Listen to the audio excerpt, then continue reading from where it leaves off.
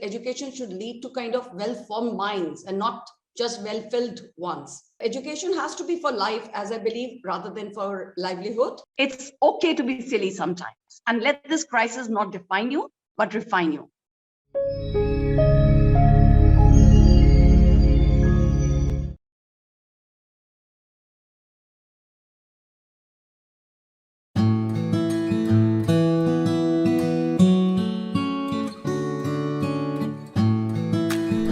Hello and a very warm welcome to Great Principles. I am Seema Chodia. Great Principles, an educational and interactive talk show that brings together best school leaders from the country and beyond. A teacher is a person who has hope of the highest order and whose dreams are to fulfill the dreams of a score of people, help them, teach them, guide them to the welfare from a blank slate to a knowledgeable mind. My scholarly guest of today is an educator who personifies hope and one who says what matters more is the development of virtues of character rather than exerting an influence alone on the academic landscape of a child. Please join me in welcoming Ms. Anju Mehta, Principal, DCG International School, Punjab. Welcome to Great Principles, ma'am. It's an honor to have you today. Thank you, Seema. It's a pleasure to be here. So, ma'am, let us, as I told before while introducing you, that hope, that is what we are all hoping for the best, and we all look forward to give hope to our children, to always look forward to the best while giving out their best efforts. So let me begin how your journey started. So what was the once upon a time moment in your life which made you realize you wish to become an educator, and what inspired you to take up teaching as a profession? Okay. So, well, the journey goes really back. It was almost 28 to 29 years ago that I found my true calling, I could say, in the teaching profession. And what inspired me to be an educator was the fact that it gave me a lot of happiness and deep satisfaction when I would get to interact with the kids, and I could impact them positively. And I was also able to help them in that learning process and be their mentor and guide. Until date, I feel very, very pleased to, share that those kids are still in touch, and they have their own kids and they still come back, talk, interact. And it's a lovely, lovely thing. And I think I have been associated with some of the leading schools, most of the prestigious schools in the city, beautiful Chandigarh. And presently, I am the principal of DCG International School. That's a school in Punjab. It's a day-come residential school. And to me personally, I believe that in this entire journey, leadership and learning are indispensable to each other. So as a leader, I have always believed in learning and upskilling myself, and gaining on that experience that enables me to be proactive and productive.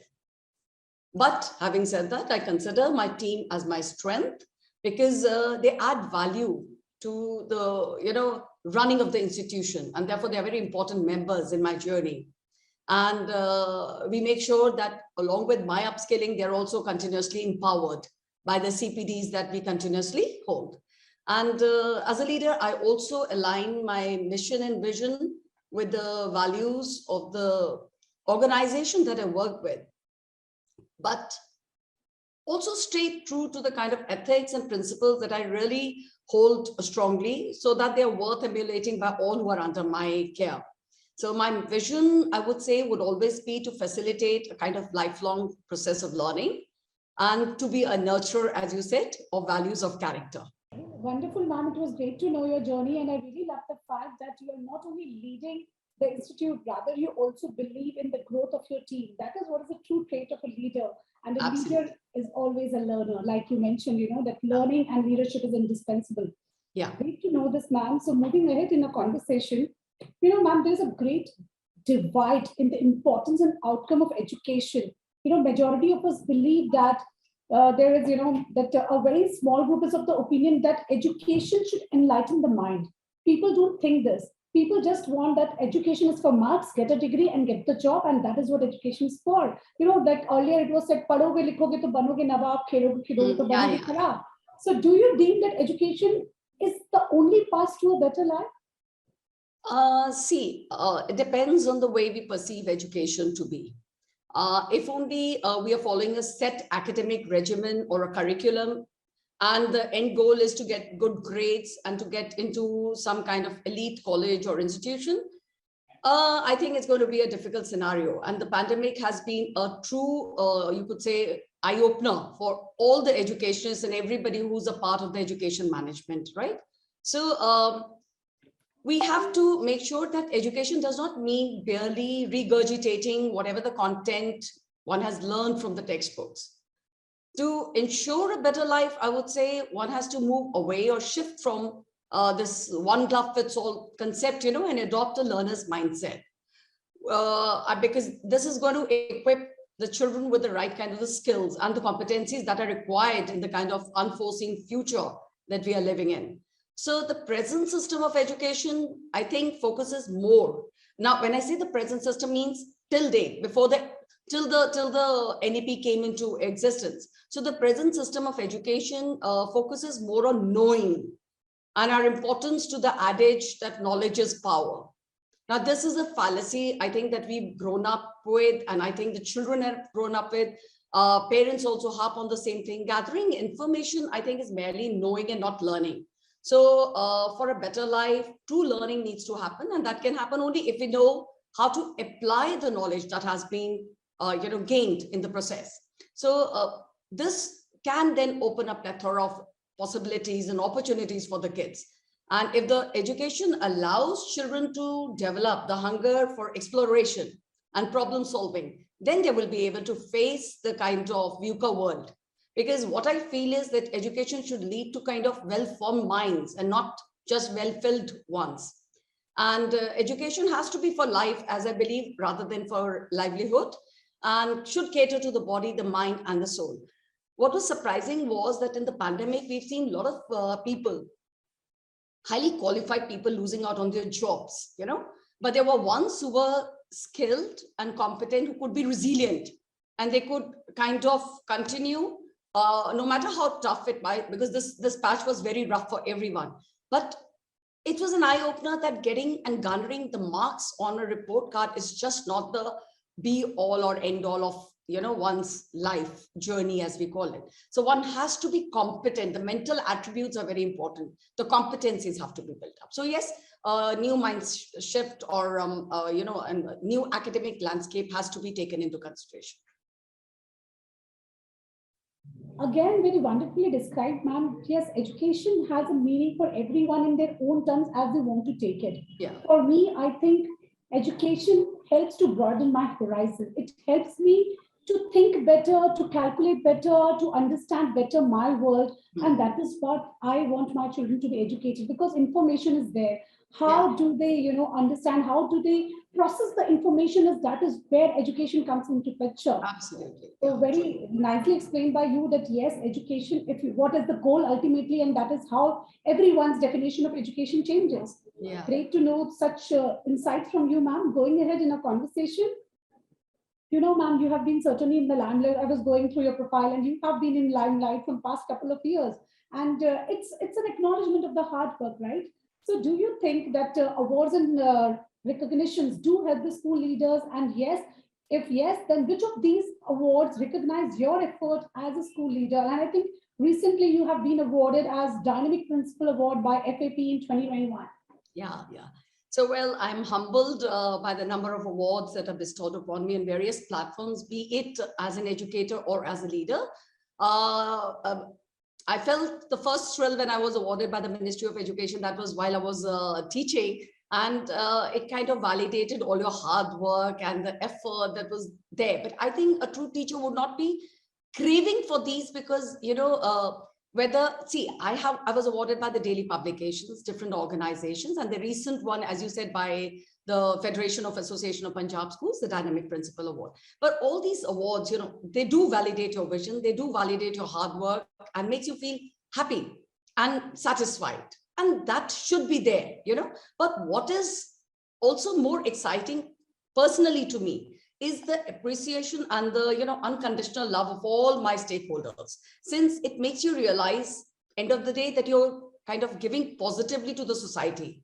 and you are an important member of that community. So as an educator, if one can empower the community through one's words and actions and thoughts, I suppose one is going in the right direction. But having said that, I think teachers worldwide need to be really appreciated and applauded for having been the true COVID warriors. I think when we say that, it should not be merely words. It should be true respect and the financials also that get entailed. I've seen a lot of teachers losing their jobs, a lot of educators losing their jobs in the last 2 years. It breaks my heart, you know. They're very, very hardworking, deserving people. And somehow the situation has come where they were not taken into consideration, because I feel all educators today are doing a commendable job. Certainly, ma'am. And when we say that education, without education, we should not, you know, a single day should not go without any kind of learning for our children. We always want that. And in these tough times, our teachers ensure that learning must go on, be whatever be the medium. And they have been, you know, fabulous, learning all the new tools and doing their best. Yes, true. They were not treated well. Even, you know, at some time they were completely salary cut out. They were 50% pays. But yet they continued. I know teachers, those who were not drawn salary for 6 months, and they continued their working what they were, because they felt students need this. We cannot just let them go. So I would request here all the parents, all the school management, you know, please pay the fees on time.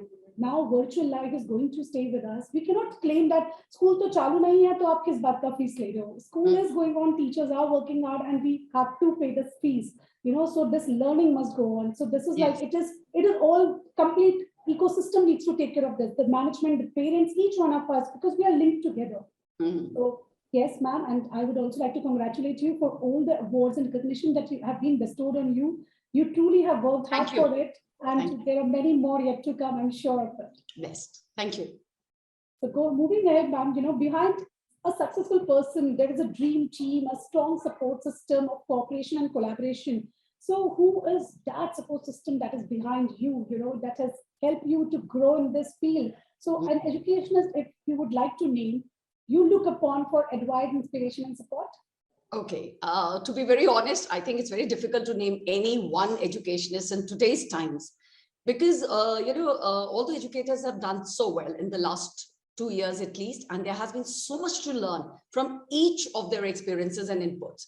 And I feel you know, the inspiration and support can even be drawn from people who are complete strangers. You know, we've been attending so many sessions, so many webinars and seminars, and you've been upskilling yourself. In the process, you come across complete strangers, perhaps, who are working in the same domain as you are, like in the education sector.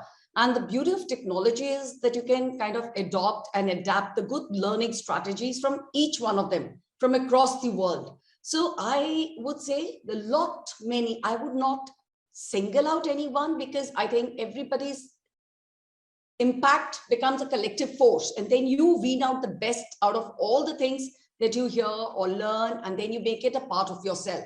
So but I would always say that rather than looking up to one person, always build up on your own vision and your own outlook, because you have to be a leader who thinks and carves a way for the others, which was perhaps not an imitation of many other leaders. Why I say that? Because, you know, you have all kinds, you know, you have all kinds. But if you have the, you know, mental strength to take a stand and do things even while incorporating all the good facets of all other educationists, I think you're bolstering yourself. Absolutely. You know, so believe in yourself.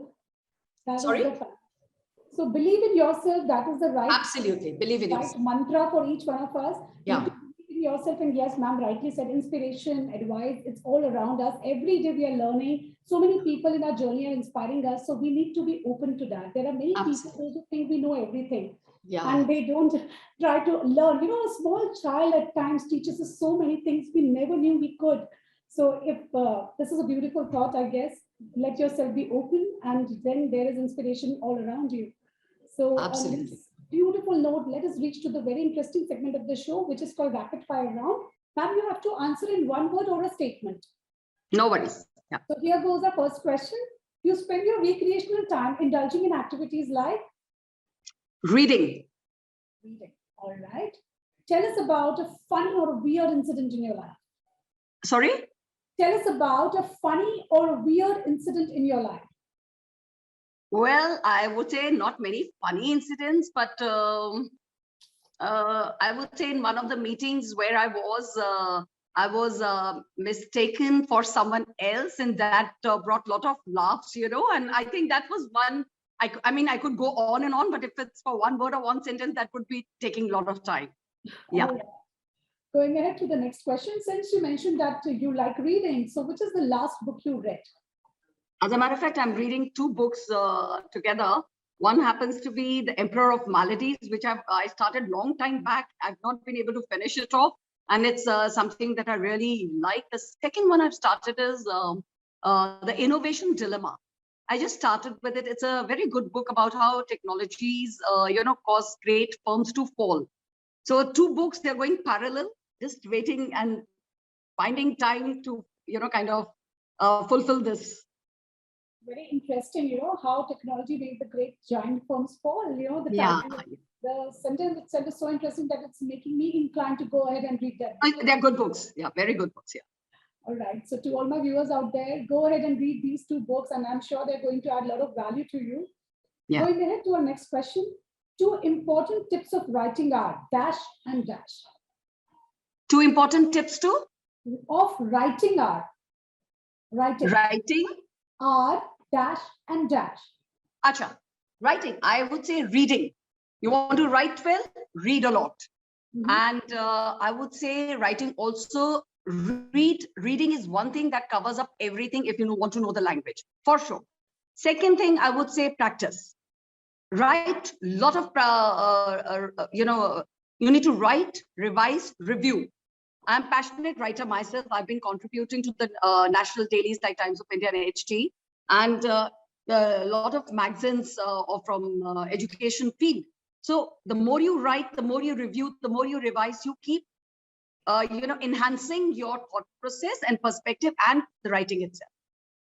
Wonderful, great tips by ma'am. And I think many a times where people fail to write is, they think that they're supposed to use great vocab. It's okay, to express in simple words, right, ma'am? Yeah, see that what we need to do is we have to you have to use cohesive, aspects in writing. It doesn't matter. You don't need to have long winding words, as long as the words make sense, give meaning, and is understandable to your targeted audience. I think it serves the purpose. Wonderful. So we have great tips here from ma'am to all my viewers who are not willing to write, and those who think that you have potential, but you are not able to write, follow these tips, and I'm sure you'll be writing great pieces. I might add one more thing here. The best way to initiate into the writing process is start off with a diary.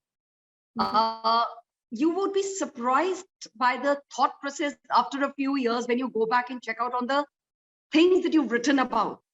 It can make you laugh. It can make you feel a little thrill. It can make you feel or make you aware of the journey that you leapfrogged in your writing process. So that could be a very good way of learning to write well.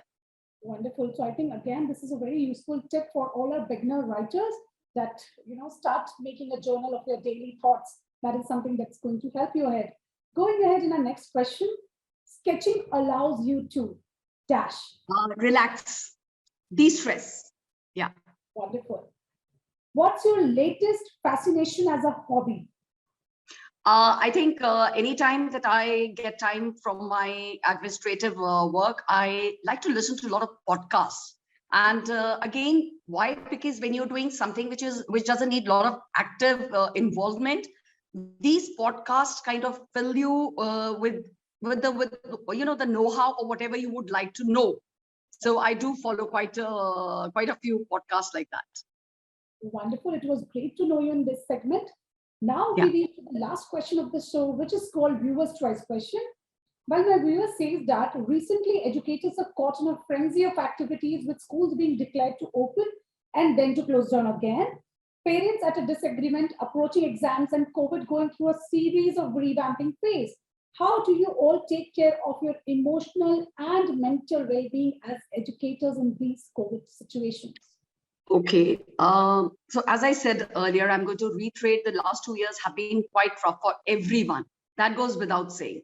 So we've seen cases of stress, anxiety, depression being on the rise, and I think because of that, it is imperative that our emotional and mental well-being gets addressed, as I think more and more people are becoming victims of unrealistic expectations and even cutthroat competition.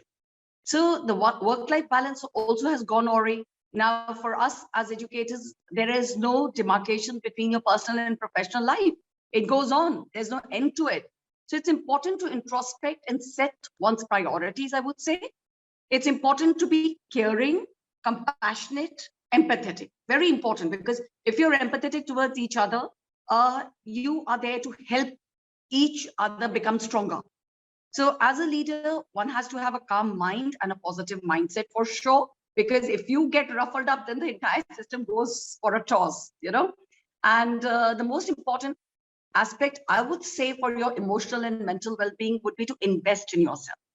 Very important that everyone needs to invest in their own self and keep evolving, be it as an educator, be it at the personal front, be it as on the professional front, because the more you upskill yourself, the more competent you become. And I feel competency always builds up confidence. Confidence in turn makes you resilient to the VUCA world that we live, or the uncertainties that we face. I've also felt that, taking or indulging in hobbies makes you more relaxed. Like I said, I read a lot. I make time to catch up on whatever is the latest. Even if I'm not able to pursue it passionately, I make sure that I have my 1 hour or 40 minutes of reading time on the daily basis, So, and then another thing that that has to be done is look after your health, because your emotional and mental well-being cannot be, thought of separately without health being the primary factor. Exercise, build up your strength, and don't forget to laugh and kind of bond with your family members. Laugh a lot. It's okay to be silly sometimes, and let this crisis not define you, but refine you. For this too shall pass. I think that would help everyone to be emotionally and mentally sound. You completely nailed this one. Such beautiful, wonderful tips. I could place myself in the position and see, yes, actually there is no demarcation in my professional personal life now. And am I paying enough time for myself? I could completely relate each and every sentence that you spoke here. Pam, one more tip I would like from you here. Absolutely. This was for we as adults. We have children. They are also going through this emotional trauma because they are not, at the liberty of being out with their friends. So how do we help them out here as adults, as parents? See, one thing I would say is, as I said, please have a work-life balance. End of the day, your children are the people who are directly responsible. You are directly responsible for them. So I think you got to have time where you spend quality time, not the quantity time, but the quality time, where you each discuss your own plans, your own hobbies, and maybe you can ask them to also indulge in some kind of a skill building. I tell my kids for sure, we sit, we talk, we chat, we laugh, we talk nonsense also at times, but it's okay. Because, you have to let your hair loose. You have to be friends with your kids. You have to make sure that this time is not going to be overwhelming for them, and that they also learn how to take it in their stride and make the most of it. Because end of the day, all those who are resilient and are able to kind of learn through the 2 years of hardship is the one who's going to bounce back with more vigor, more energy, and as a more enthused human being. So let them not waste time on the gadgets. I mean, we can't harp too much about they're not using the gadgets, because, online teaching has taken its toll. And what we can tell them is sit, talk, ask them their dreams, and then give them a direction. Don't give them the solution, but give them the direction as to how they can become a little better in whatever pursuit that they wish to have in the near future. I think talking, sitting, chatting, giving time unconditionally, that is one most important aspect of every child-parent relationship. And that is amiss in many cases. So true, and especially in these times when, we are carrying our work home and or we are working from home, at times we just shun away our children, no, not right now, I'm busy, I'm occupied, and this carries on. So yes, you very rightly said that time is the one that you need to invest in your children. They don't want anything else. And that is what is going to keep their mental well-being in place. So Seema, I'd like to just add one more thing here. Like, I don't know if I can phrase it. I read it somewhere, which is very interesting. Some South Korean CEO, when he retired, he said, 25 years I've given to my company. I've done extremely well. I've brought such laurels to the company. Yet, the day I left, they put an ad and brought another CEO.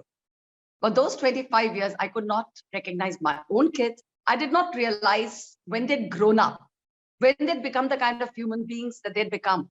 And I felt a stranger, to them after post-retirement. So I personally feel if you're connecting with your kids big way, you've done your bit. So true. That is, it actually brought tears to my eyes when I was hearing this, that how we devote ourselves so much to our work that at times we lose on the most precious assets of ours, that is our children, the beautiful face that they're growing up. So please, to all my dear viewers, take pause, at times it's good to pause, be silly, as ma'am said, and spend time with your children. That is very much required. Give quality time. They don't require quantity, certainly. So thank you so much, ma'am. Today, it was absolutely an insightful session. I'm sure my viewers are going to gain so much insights from this. And I hope to see that there is an end of this pandemic. Our children are back, our educators are seeing the bright faces in the school, and we are back to normalcy soon. So thank you very much. It was a pleasure indeed to be associated with Great Principles Group and to you personally. Thank you, Seema. God bless. Thank you. Thank you.